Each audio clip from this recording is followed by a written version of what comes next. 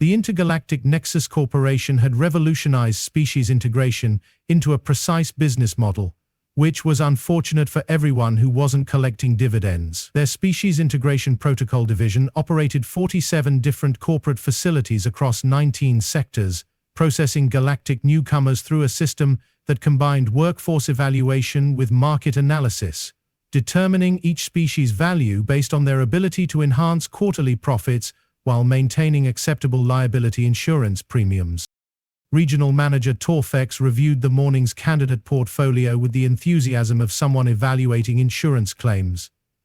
Another selection of potential employees had submitted applications from the frontier territories, including something called humans from an underdeveloped system that barely qualified for corporate expansion consideration. The preliminary productivity analysis was disappointingly routine. Bipedal mammals with unremarkable efficiency metrics, obsolete management practices, and negligible brand value. Their workplace integration would probably generate minimal return on investment. Standard species integration protocol for the human candidate, Torfex instructed, barely glancing up from his performance indicators. Zeph'korr should provide adequate efficiency assessment before the inevitable termination of employment. His operations coordinator, a nervous creature whose species had learned corporate compliance through generations of performance review processes, updated the scheduling system. Conference Room 7 is available for evaluation, Regional Manager. Shall I arrange the standard onboarding documentation? Take it, Conference Room 12. No point utilizing premium corporate resources on something with this limited profit potential. The Nexus Corporation's integration system represented the perfect synthesis of capitalism and human resources management, a business model that had generated shareholder value for over 2 centuries. Every species underwent comprehensive species integration protocol evaluation, performed by Zeph'korr, the galaxy's most efficient performance optimization specialist and highest-rated corporate consultant. The process embodied elegant business principles: demonstrate your species' workplace value, receive a productivity classification, and accept your designated role in the corporate ecosystem. Most species received positions in data processing or customer service departments. The ambitious ones received management trainee contracts before inevitable downsizing. Zeph'korr itself was a masterpiece of corporate engineering, combining the most effective management characteristics from 32 different efficiency-focused species into a single productivity-optimized organism. 12 feet of streamlined corporate muscle and performance-enhancing natural advantages, equipped with decision-making enhancements and neural modifications that maximized quarterly output. Its business record was impeccable: 5,847 successful integration evaluations with consistently superior cost-benefit ratios. Another efficiency liability, Zeph'korr observed, reviewing the human productivity profile with the professional detachment of a senior consultant evaluating underperforming assets. Standard mammalian workplace metrics, minimal innovation potential, no obvious value-added capabilities. Why do they even bother with formal evaluation? Its account manager, a Nexus executive who had processed over 1,500 successful workforce integrations, adjusted his profit projections with practiced corporate precision. Business development requires comprehensive market analysis. Every species contributes data to our understanding of productivity optimization. When was the last time a candidate actually generated interesting performance metrics? The Theraxian applicants managed to maintain productivity for 6.7 hours last quarter, produced excellent efficiency benchmark data. Zeph'korr's performance-enhancing sensory systems flickered with what might have been professional interest. I suppose that contributed to our understanding of workplace endurance patterns. When is this human scheduled? Tomorrow during business hours. Regional Manager Torfex has already arranged the standard evaluation protocols. The evaluation protocols were the corporation's most streamlined revenue generator, allowing corporate divisions to assess workforce potential while optimizing resource allocation across multiple business units. The current evaluation pool included 71 different productivity assessments, examining everything from task completion rates to stress management capabilities, with efficiency opportunities that could enhance entire corporate quarters. Miranda Blake arrived at the Species Integration Protocol Center with the punctuality of someone who had spent years navigating corporate bureaucracy. She stood 5 feet 11 inches tall, possessed unremarkable features that suggested middle management potential, and carried herself with the relaxed confidence of someone attending a scheduled performance review. Her most distinctive characteristic was an almost supernatural ability to blend into corporate environments. "You're the human candidate?" Torthavex asked, making no effort to conceal his business disappointment. "I was expecting something more profitable." "Sorry about the metrics," Miranda replied with a smile that suggested she wasn't particularly concerned about quarterly projections. "I'm here for the Species Integration Protocol." "Protocol," Torthavex corrected with corporate precision. "Though I anticipate this will generate minimal business value, have you reviewed the standard employment documentation?" Miranda gestured toward a tablet displaying several hundred pages of corporate legal requirements. "Impressive compliance standards. Your legal department maintains remarkably comprehensive coverage. The corporation upholds the highest standards of business professionalism." "I noticed. Quick question though, this Zeph'korr, what's its optimization specialization?" The question caught Torthavex off guard. Optimization specialization.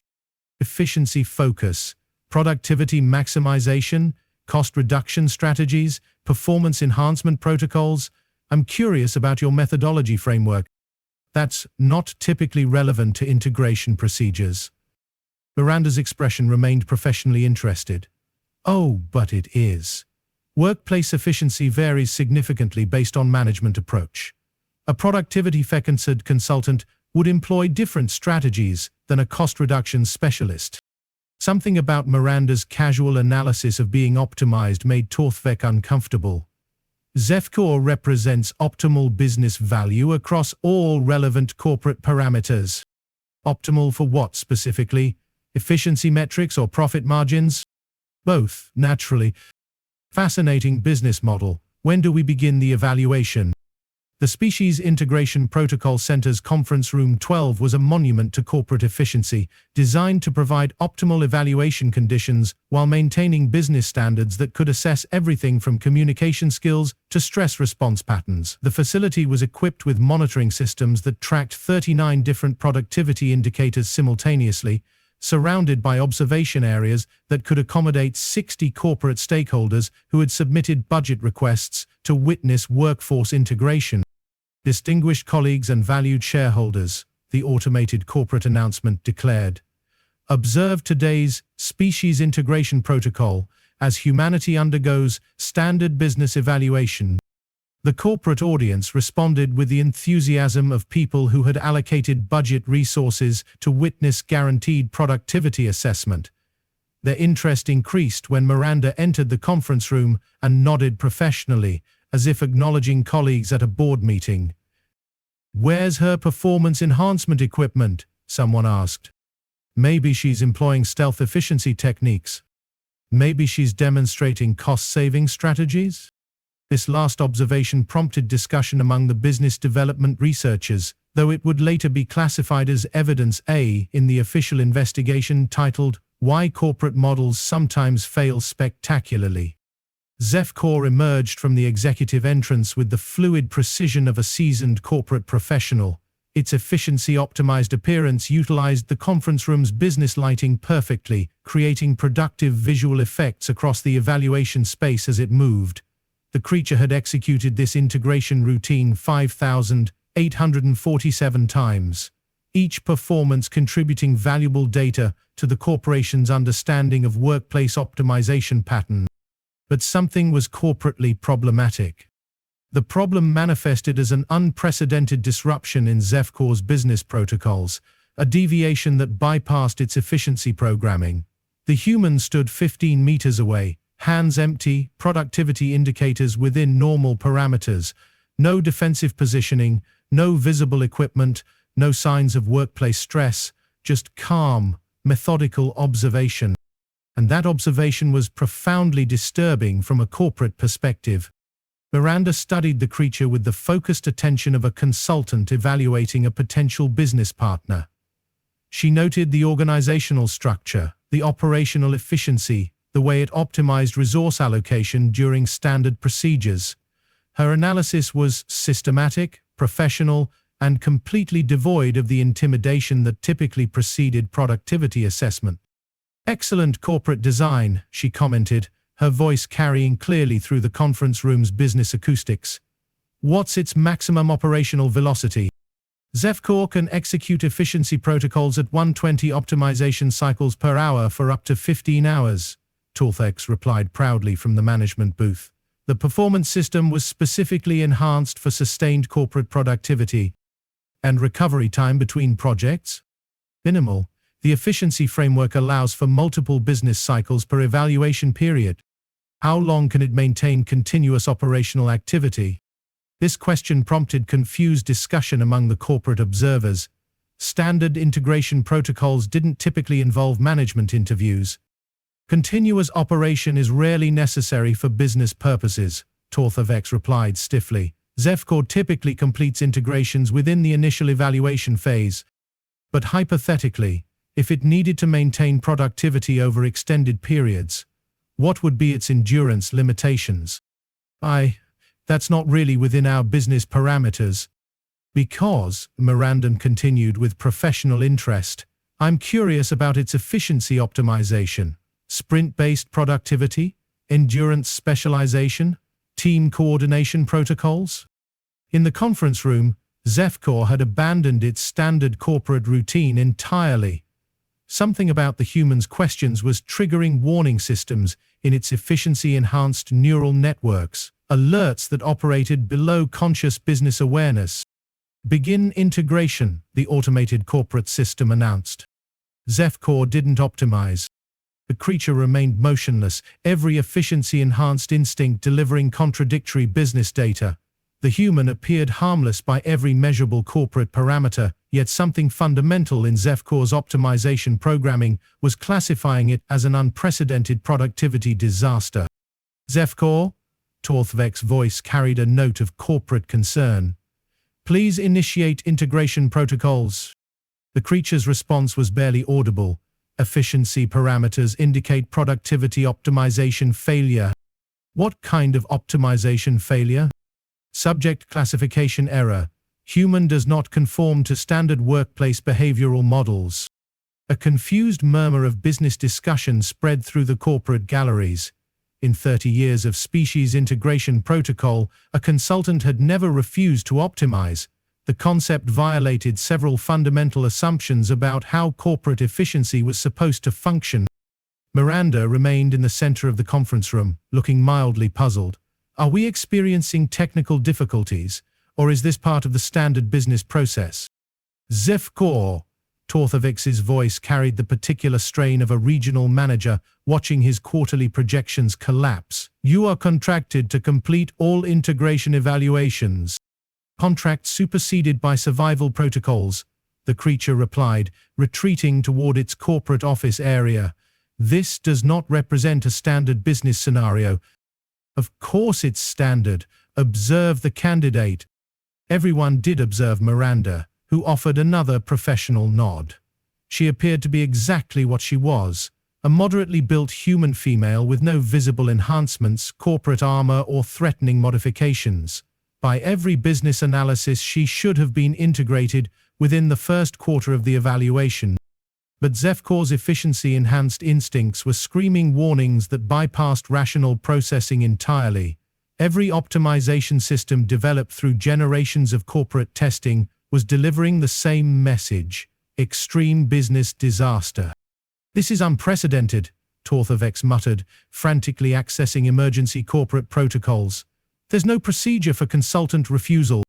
In the galleries, the business betting pools had descended into chaos. Corporate analysts were arguing over productivity calculations for scenarios that had never been considered commercially viable. Perhaps, Miranda suggested, her voice carrying easily through the suddenly quiet conference room, we could approach this more systematically. She began walking toward Zeph'korr, her pace measured and business appropriate. The creature's response was immediate and visceral, a full retreat that sent it scrambling for the executive portal. Interesting corporate behavior, Miranda observed, It's actually demonstrating workplace anxiety toward me. Impossible, Torthavex declared. Zeph'korr has no programmed performance anxiety. Oh, but it does. Miranda's smile was genuinely interested.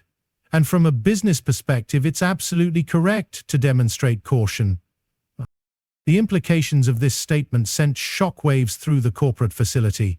If the corporation's highest-rated consultant was afraid of humanity, what did that suggest about their entire business model?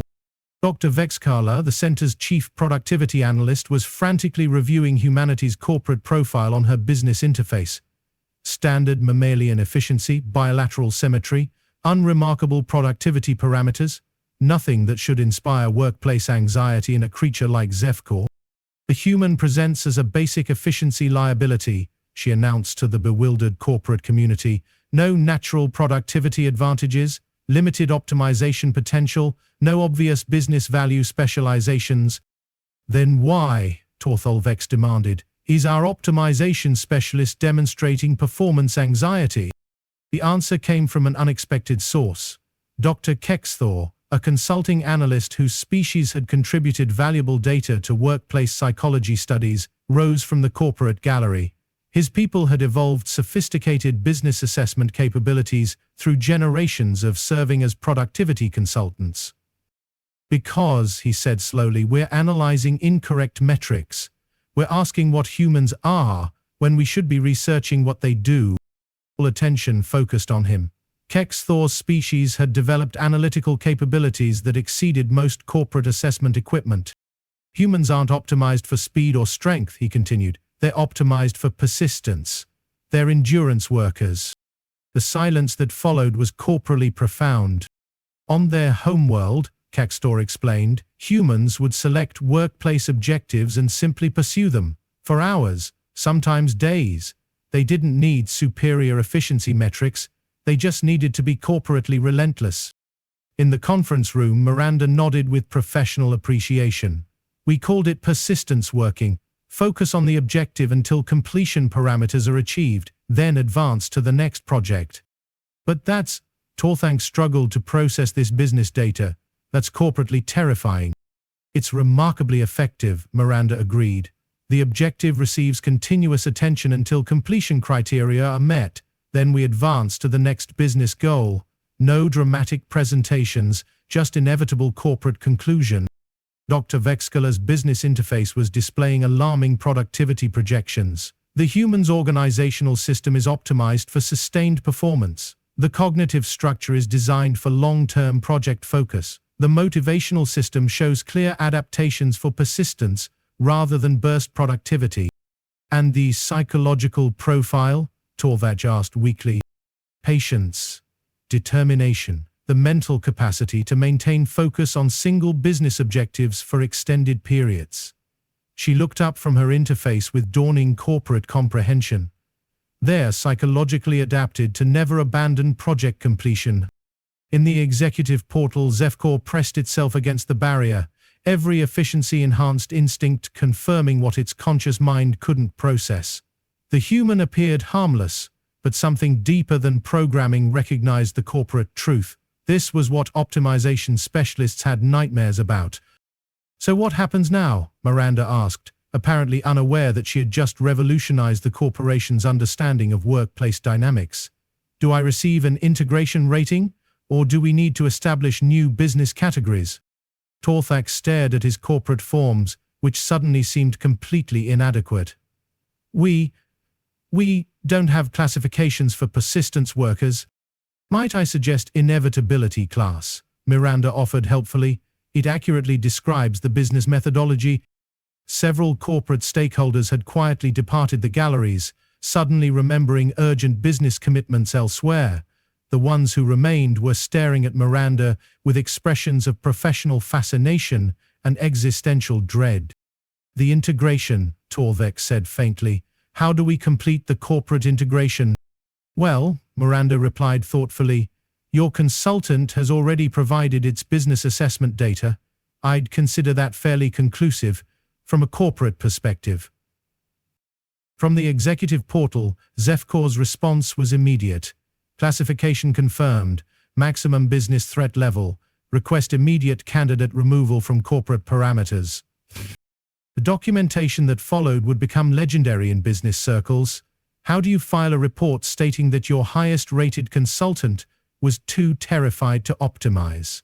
How do you classify a species that achieves corporate superiority through the simple act of existing? Miranda waited patiently while executives debated, occasionally offering helpful suggestions about proper business methodology.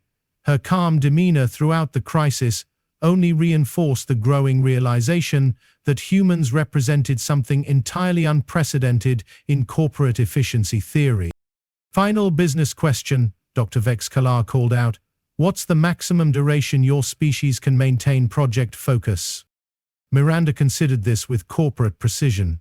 The documented record is 11 consecutive days on a single project, but that involved only one individual.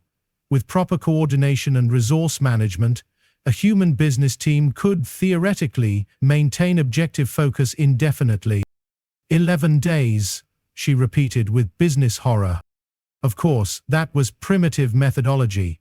Modern humans have significantly enhanced persistence capabilities through productivity optimization. The conference room fell silent as everyone contemplated being managed by something that could focus for 11 days without corporate break. The concept was so alien to most species that it transcended normal business parameters. Very well, Torves announced, his voice barely maintaining corporate composure. Humanity is hereby classified as inevitability class, Miranda reminded him gently. Inevitability class, maximum business threat level, full corporate immunity, and immediate revision of all efficiency theories. The corporate audience dispersed rapidly, most stakeholders suddenly eager to be anywhere else. The business pools eventually paid out the 12 individuals who had somehow selected paradigm shift as their preferred corporate outcome. As Miranda departed the facility, she paused to thank Torves for the fascinating business experience. The regional manager nodded weakly, still trying to comprehend how a routine integration had become a corporate revolution. In the executive portal, Zeph'korr remained pressed against the barrier, waiting for confirmation that the human had left the corporate facility entirely. Only after receiving this busy's verification did it slowly emerge, though it would refuse to conduct optimizations for months afterward. The official corporate report, when finally published, contained a single addendum that would transform business efficiency. Note: humans are not to be considered within standard species classifications. Recommend immediate establishment of new corporate methodologies. Also recommend executive coaching for Zeph'korr, who appears to have developed a specific phobia of persistent project management. The Intergalactic Nexus Corporation had spent decades perfecting their species integration system, creating elaborate business protocols to categorize every aspect of galactic productivity. They had methodologies for every scenario, documentation for every outcome, and solutions for every problem. They had never imagined needing a corporate protocol for, "Our optimization specialist is afraid of the candidate." But then again, they had never encountered a species that achieved business superiority through the simple act of never giving up on quarterly objectives. And throughout the galaxy, other human representatives were arriving at other corporate facilities, carrying the same patient smile and the same terrible business certainty that had reduced the corporation's perfect consultant to a trembling efficiency liability. The universe, it seemed, was about to learn what humans had always understood. The most frightening employee isn't the one that completes projects quickly. It's the one that never stops working until the job is done.